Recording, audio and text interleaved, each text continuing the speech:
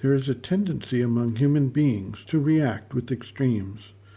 Something is either yes or no, black or white, positive or negative. This occurs due to the linear nature of the mental consciousness, aided by a vital nature that wants to assert itself by being right. For the spiritual seeker, however, a much more nuanced approach is generally required. First, it should be recognized that the focus and attention needs to shift to the spiritual realization that the seeker sees before him. It is through this shift of attention and the receptivity that is developed that the change of consciousness actually takes place. At the same time, the receptivity can be blocked or mitigated by the limited focus and activities of the physical, vital, and mental parts of the being.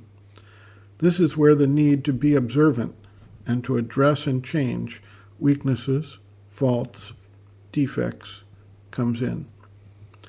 A balanced approach that recognizes the need for both a new object of focus and an increasing ability to receive and incorporate the new consciousness turns out to be the best way for most to make actual progress in their spiritual pursuits.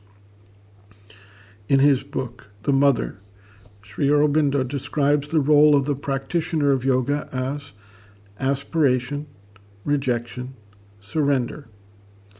Aspiration is the turning of the focus to the divine. Rejection is the observation and removal of those habits or activities of the lower nature that interfere with the higher force as it responds to the aspiration. Surrender implies acceptance of the response from the spiritual focus and implementation of that force in the mental, vital, and physical aspects of the external being. Sri Aurobindo notes, quote, "It is necessary to observe and know the wrong movements in you, for they are the source of your trouble and have to be persistently rejected if you are to be free. But do not be always thinking of your defects and wrong movements. Concentrate more upon what you are to be, on the ideal, with the faith that, since it is the goal before you, it must and will come. To be always observing faults and wrong movements brings depression and discourages the faith.